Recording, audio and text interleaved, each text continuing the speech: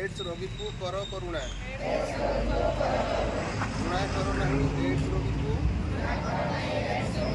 ART केन्द्र को कुह जीवाकू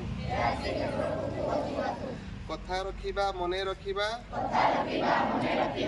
bell थाउ थाउ ads रोकिबा मने रखिबा बेल थाउ थाउ एड्स रोकिबा एक पत्नी व्रत करिबा जेबे एड्स रोग नहेब तेबे असुरक्षित यौन संपर्क जीवने आणे दारुण दुख सचेतनतार अभाव पाई एड्स व्यापुची शुण हे भाई